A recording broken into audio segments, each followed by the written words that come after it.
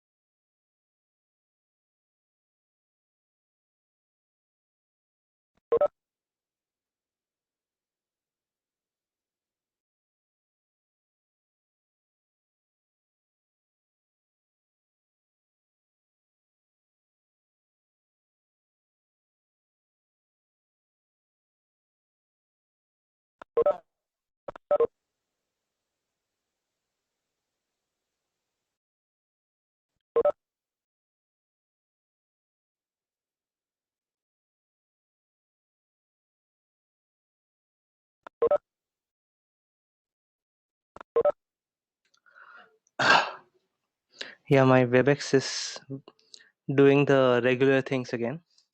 So sorry, I got disconnected. Okay, let's see how many people are there. Yeah, I think this is fine. Please put your attendance. It's on. Okay, let's start then.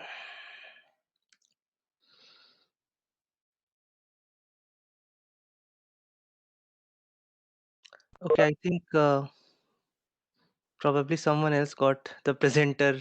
Yeah, Yash. I think you are the presenter. Can you please transfer the Yes, sir.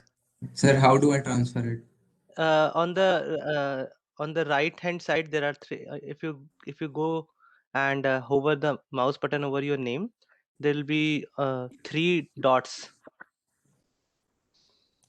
Just open the participants Okay, participants. on your name there will be like three dots. Are you using it through a mobile phone or a No, uh, sir, laptop.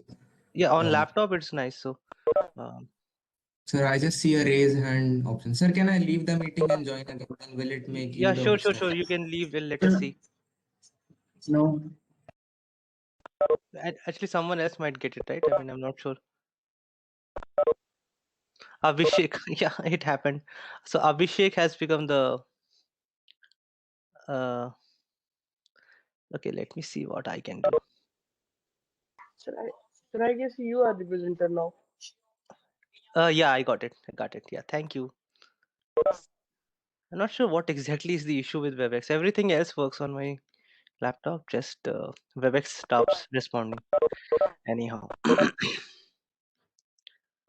okay. I hope you guys can see my screen now. Okay, so when I'll be presenting, I will not be able to check your chats. So if you have an issue, just stop me. Okay. Okay, let's start. So this week, essentially, we are not really doing anything. This is just like a revision of what we have already done. Let me also tell you that this is a very what can I say? It's just a kind of a bird's eye view of C. This is by no means a thorough revision. So if you actually want to revise it thoroughly, you can actually go back and check out the slides related to ITP.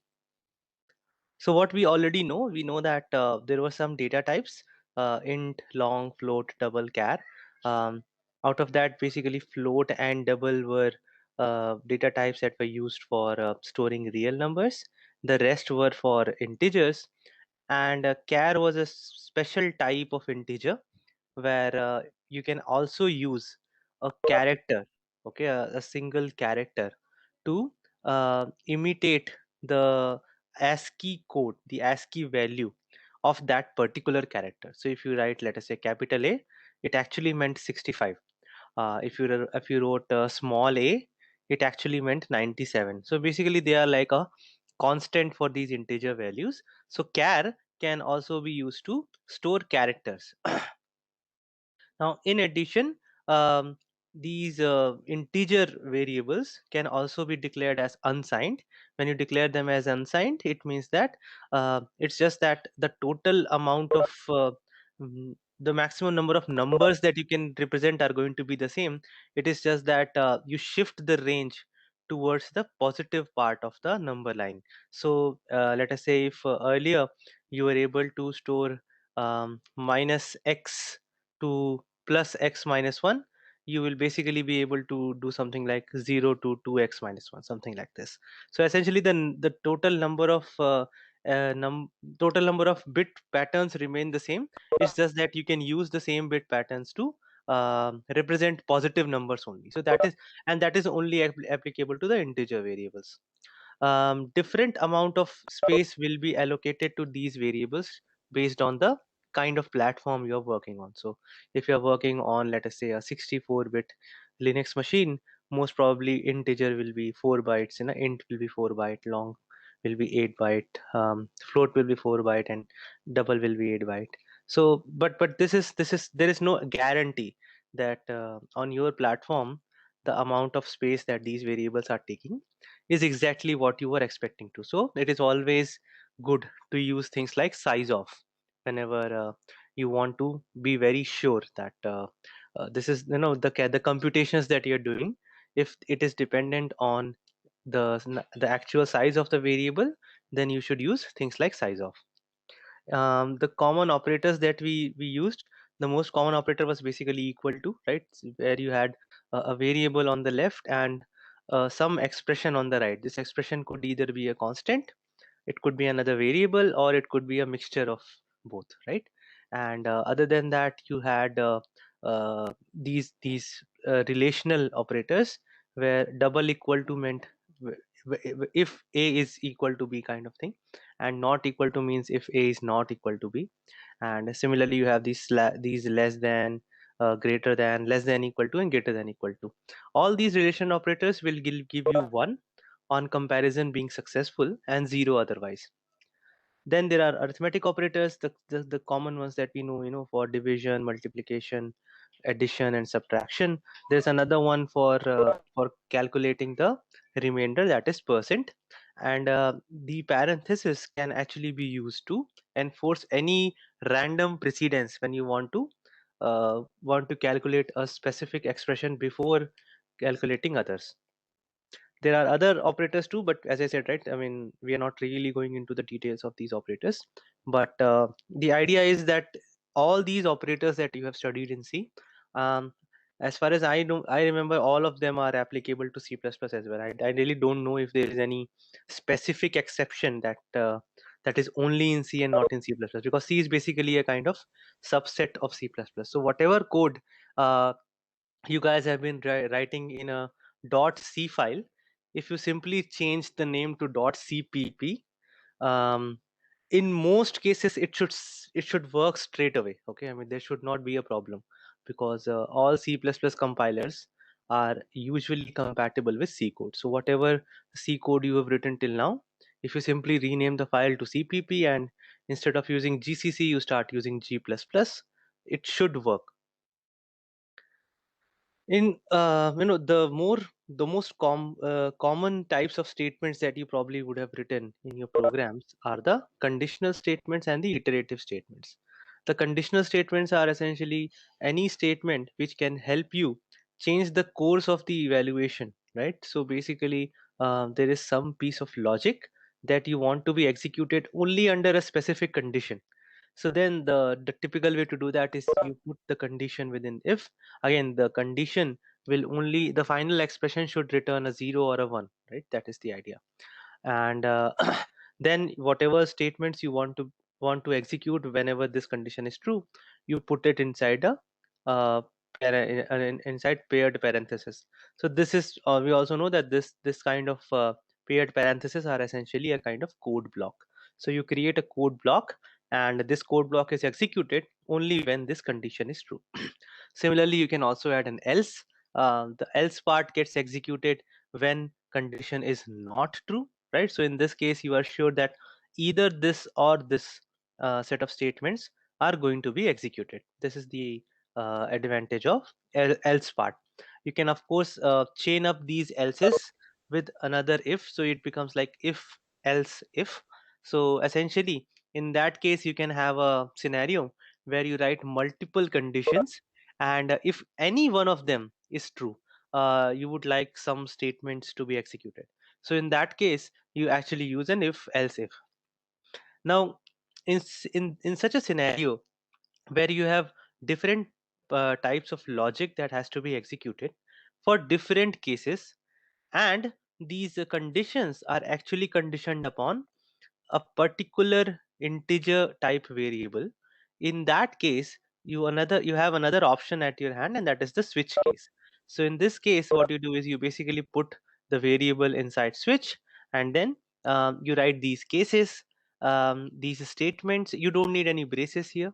period parenthesis, you can simply write it like this, because as you guys might be remembering already, that these cases are nothing more than labels in the code.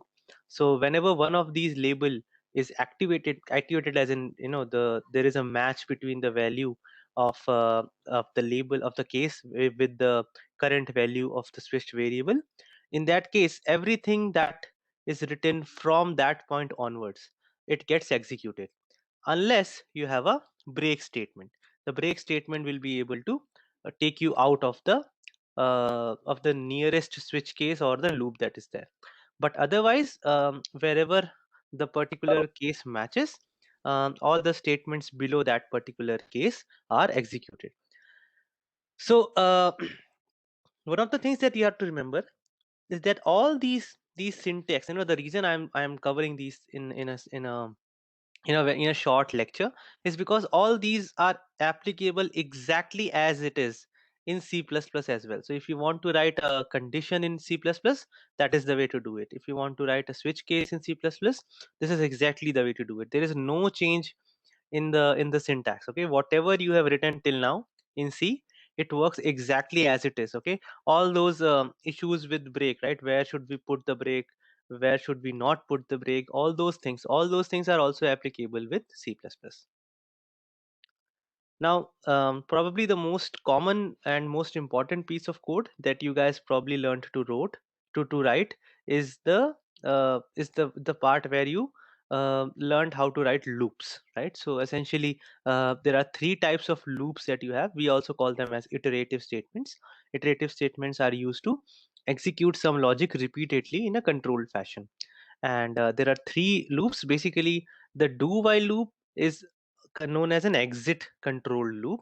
Why is it an exit control loop? Because the syntax is such that the condition whether to continue executing the loop or come out of it is written towards the end of the loop. So this means that this loop will execute at least once, because I check the condition after the loop body has been executed.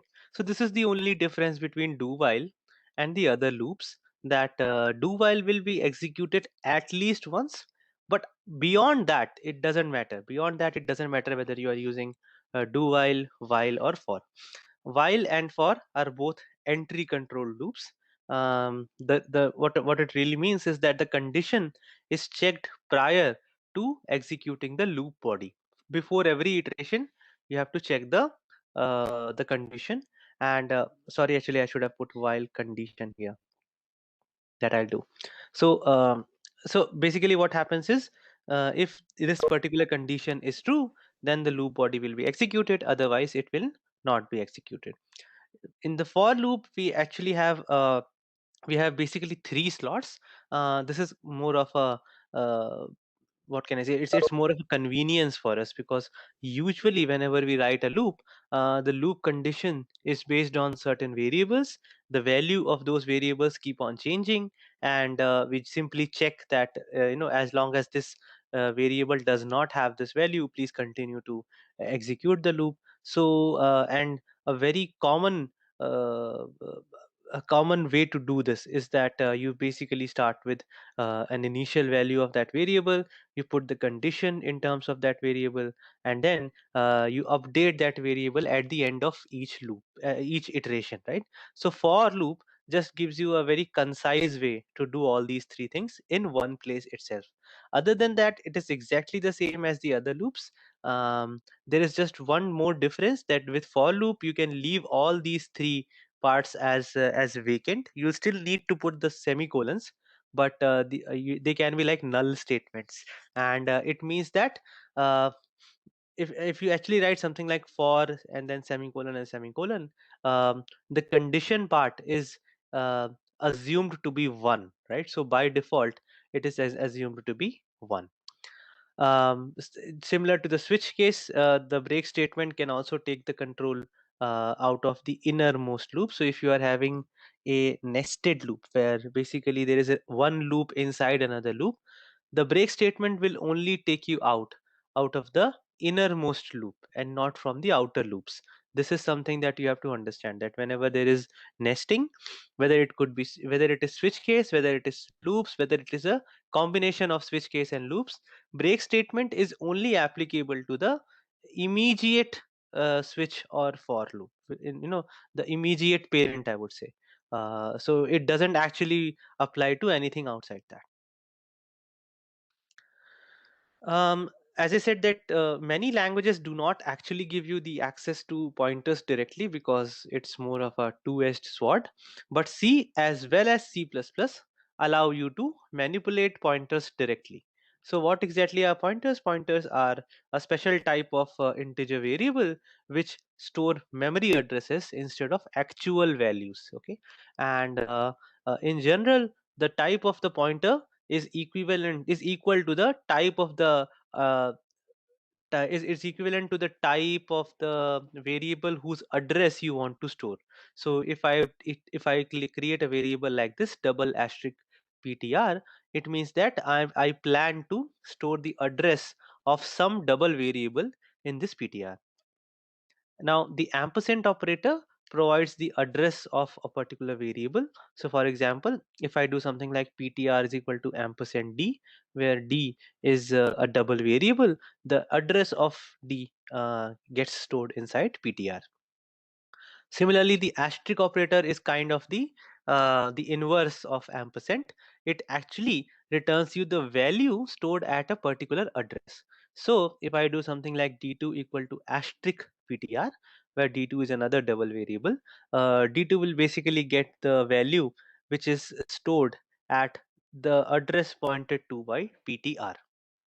Another very important use of pointers in C and C++ is for allocating and deallocating dynamic memory. Okay, so this is basically the case where you are going to use things like, let us say you want to create a linked list, or you want to create an array whose size is not yet decided. It is decided at the runtime by taking some input from the user. In such cases, we can use the malloc function, and whatever memory gets allocated via malloc, you have to at the end of the program, when your job is done, you have to free it up using the free function. So one of the most important uses of pointers in both C as well as C++, and I think in data structures, if you are going to write code in C++, you are going to see things like malloc and free. Although in C++ you also have the new operator, which basically works as in a similar fashion as malloc, but again, you can use malloc and free as well. Now, most of the functions that you used in the beginning of the course were basically library functions, things like printf and scanf. They were all library functions, and a typical library function, for a typical library function, you need to know the header file in which that particular function has been declared, and you also need to know if that particular library in which the function's code resides, is it being a part of your executable or not during the linking process. So here the linker needs to link the code of that particular library, and only then can you use it. So you remember the example of sqrt from math.h, right? That not only were you required to include math.h, but at the same time you were also required to add the -lm switch at the time of compiling the program, because only then the code of sqrt will be added to your executable. Now, these were all library functions. In C, we also create a number of custom functions that we create for our own purposes, and that in general, you might actually want to have a function's declaration first. There can be many types of declarations. The most accurate and the most what I can say recommended way of giving a declaration is to basically give a function prototype. A prototype involves something like this: you give the return type of the function, the name of the function, and then whatever parameters this function is going to expect. So let us say it expects an integer and a double, The sequence also matters here, right? That basically, if the first parameter is integer and the second parameter is double, you write things like int comma double here. Okay. The name of the variable is optional. You could, or you may or may not provide the name of the variable, but if you are planning to provide a prototype, you are supposed to give the types of the variables, the types of the parameters that this particular function expects. Of course, it could be zero also. So this means that this function does not require any input parameters. When you define the function, you first need to create a function header. In the function header, the function header is very similar to a function prototype. The only difference here is that here the name of the variable is not optional. You have to give the name of the variables as well. So it can't just be int comma double. It has to be something like int I and double d, something like this. But other than that, it looks, yeah. And by the way, in declaration, you end it with a semicolon. And when you are creating the function header, there is no semicolon here. It is followed by a a code block within a paired parenthesis. You write whatever you want to write as part of this function. The function can have a return statement. The return statement is required only when your return type is not void. If the return type is void, then it is not required. But if if the return type is a non-void thing, you are supposed to return a value from this function. This value should be of a suitable type. So when I say suitable type, it means that whatever is the return type of your function, either the type should be exactly the same, or it should be something that can be implicitly typecasted to that type. So for example, if the type of your if the return type is long, even if you return an int, it should be fine. The compiler will simply be able to implicitly convert it, implicitly promote the integer to a long.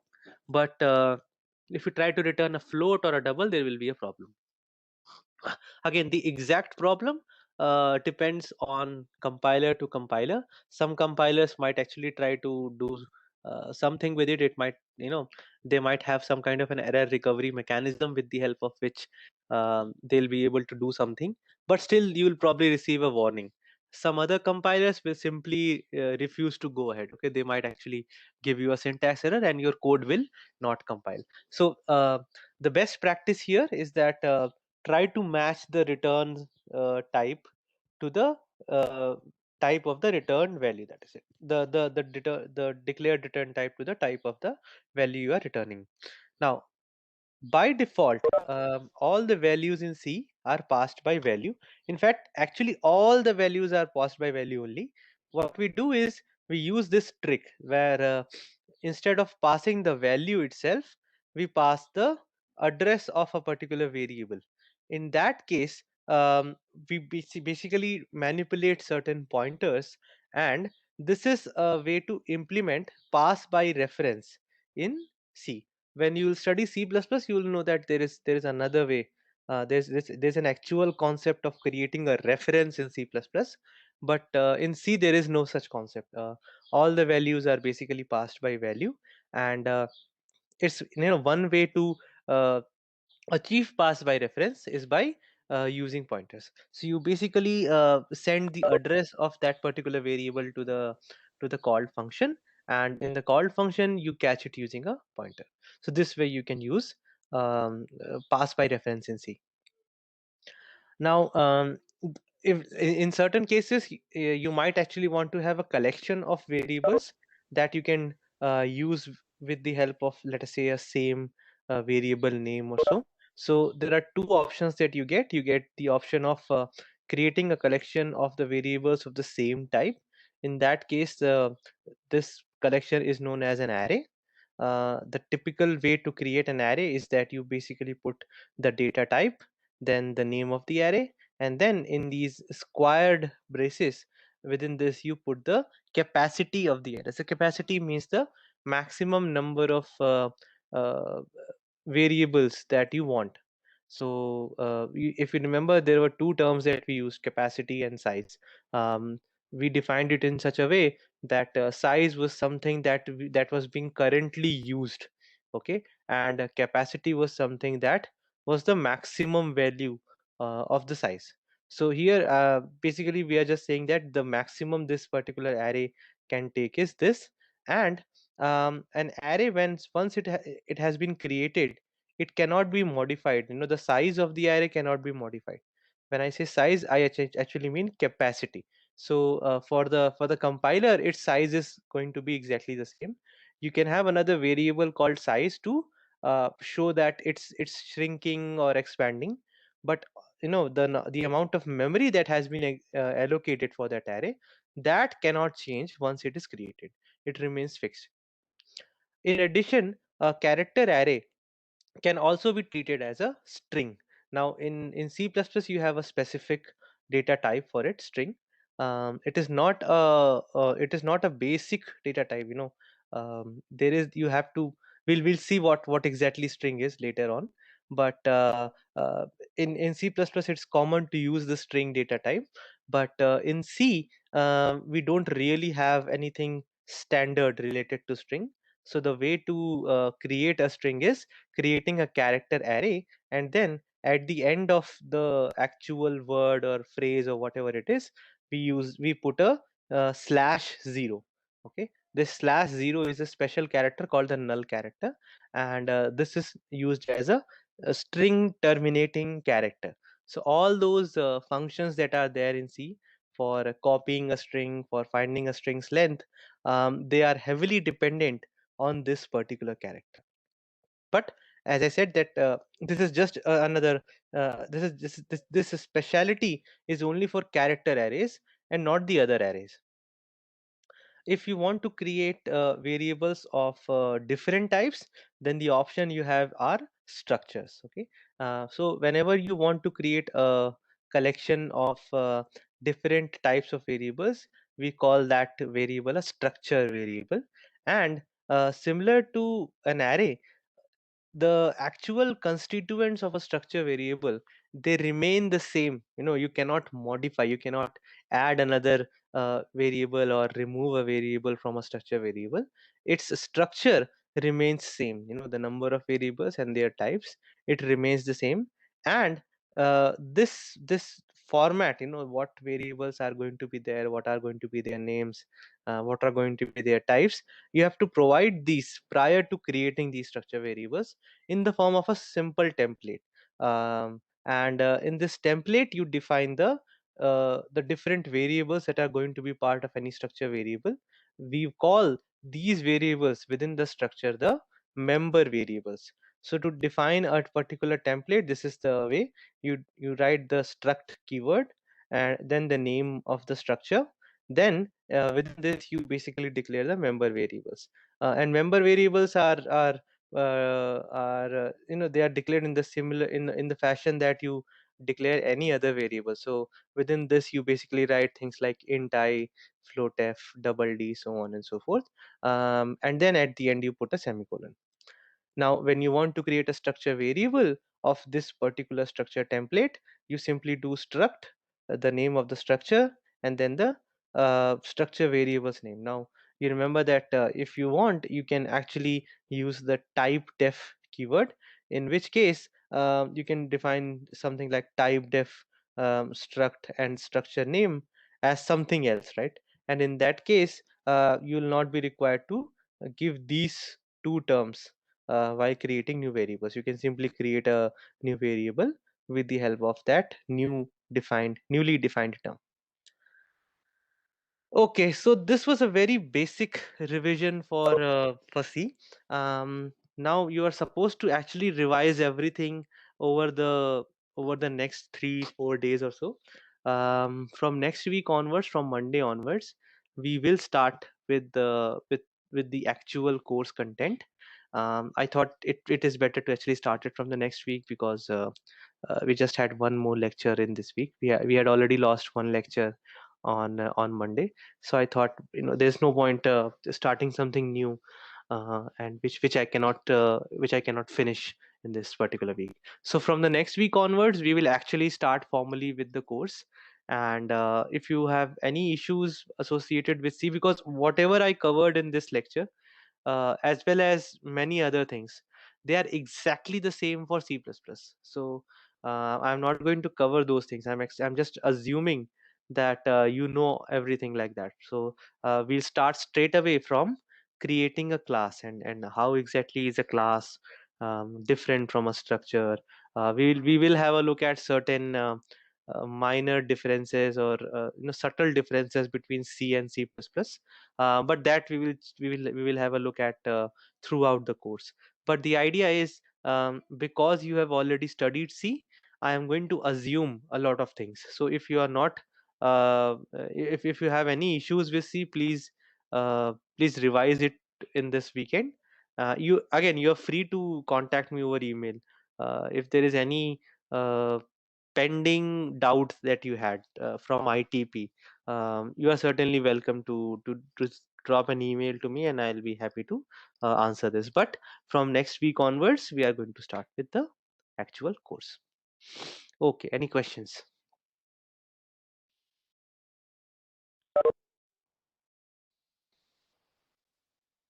Okay, shall I just... Okay. So this was a very brief introduction, not introduction, a revision of C. And actually, I thought it might, if there are any questions, it will take at least 40 minutes, but it actually ended quite fast.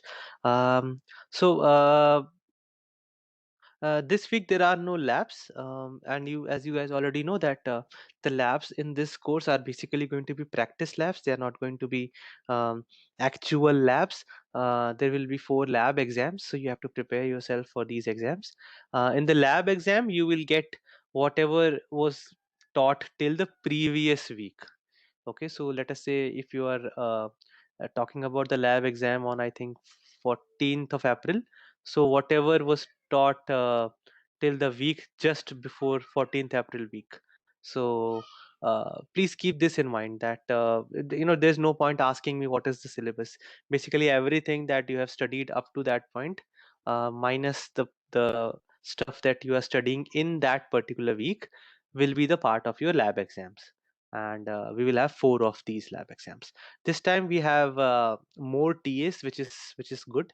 So it would be possible for me to actually conduct these practice labs. The idea of these practice labs is that you actually write some code, and if you get stuck, because some of you will need that kind of help, that when you write code you might actually get stuck sometimes. So in these cases, the TAs will be there to help you out. From my calculation, around 15 to 16 students will be there with each TA. So they will create these Google classrooms, so sorry, Google meetings, and you can join the meeting on that particular day during the lab hours, and then you can practice something. Okay, any other queries? Sir, the lab for AI Plus will be on Tuesday. Yes, actually, one batch is on Wednesday, I think, and one is on, let me just check this timetable. For one batch it is on Wednesday, for one batch it is on Thursday, I think. Just a minute. Okay, sir. You guys would have seen your own timetable, right? Just a minute. Timetable. BTech first year. Okay. For AI batch it is Thursday, 12:15 onwards. It's actually a very poor kind of scheduling. How will we have 12:15 onwards? There will be a lunch break in between. So we have time up to 3 p.m. I think you guys don't have a class after that, right? On Thursday, from what I can No, see. sir, we don't have any. So we can push it. We can push it towards, let us say, 1:30. Oh, actually, I have to check up with the TAs also. That is the problem. They might not be free. But from what I see, you guys are actually free the whole day on Thursday, other than that lab, right? Yes, sir. So we can probably Yeah, yes, push sir. it up, right? We can push it up and down. So that I will check up with the TAs. I think they have their classes from 2 p.m. onwards or something like that. So in that case, we will just push it towards the morning slot. It's better for you guys as well. You'll be free by, let us say, 12 p.m. If it is fine, I will ask them to change it to 10 to 12. So in that case, everyone will be free at 12. And for the other batch, I think the other batch has issues because their lab is coinciding with this lecture. Anyhow, so we will see this. We will but the I think the days will be exactly the same. The time might fluctuate a little bit here and there. But yeah, this is the idea that on practice labs you can join the TA, and that will be like an open discussion. You don't have to even hide anything from. You can seek help from your friends. You can seek help from the TA. If the TAs cannot help you, I'll be available on phone, so they can actually call me and I can join a particular room. So the practice labs are basically just for learning. Okay, you try to write some code, but be honest, because otherwise how will you learn? Try to write some code. If you get stuck, we will be there to help you out. Okay, and but in lab exams it will be exactly the way we have been conducting exams before, that you are supposed to do everything on your own. There will be a viva towards the end, similar to how we have done it in the previous semester. Okay, any other queries?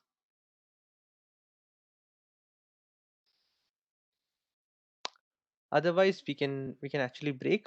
Please have a look at your ITP slides so that you are prepared, and then from the next week onwards we are going to start with C++. The syllabus and the Google Drive folder I have already created. I have sent you guys the email. Please make sure you can access it. The syllabus is there on the Google Drive folder, as well as the lectures for yesterday. Okay, and you all know the model, that I'll keep on uploading these lectures on the YouTube channel as well as the Google Drive folder. Okay, guys. Any other queries? Okay, then bye. Have a nice weekend. We'll meet in the next week. Okay, bye. Thank you, sir. Thank you, sir.